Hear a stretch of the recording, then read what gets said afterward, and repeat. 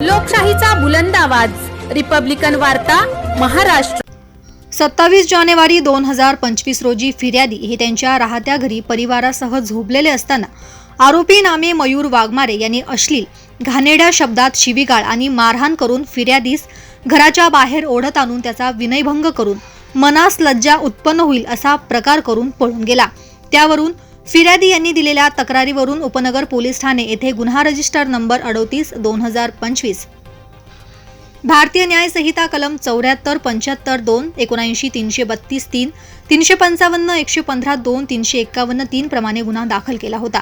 सदर गुन्ह्यातील आरोपी गुन्हा दाखल झाल्यापासून फरार होता, तो मिळून येत नव्हता।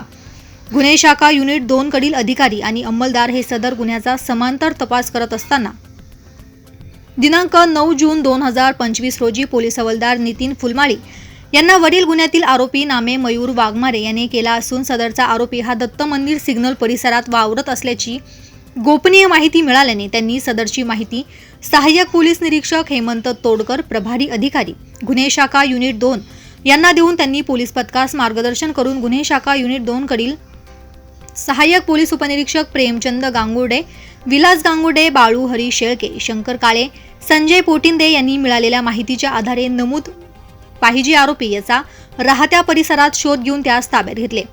त्यास त्याचे नाव आणि पत्ता विचारता त्याने त्याचे नाव मयूर उर्फ चिंट्या विवेकानंद वाघमारे, वय 28 वर्ष, राहणार रोजा कॉलनी, दत्त मंदिर, मोटवानी रोड, नाशिक रोड असे सांगितले। त्यांनी सदर गुन्ह्याच्या अनुषंगाने चौकशी करता सदर गुन्हा केल्याची कबुली दिल्याने त्यास पुढील कारवाई कामी उपनगर पोलीस ठाणे येथे हजर करण्यात आले आहे। रिपब्लिकन वार्ता विशेष प्रतिनिधी आनंद Dabhade, Nashik. Subscribe now and press the bell icon. Never miss an update.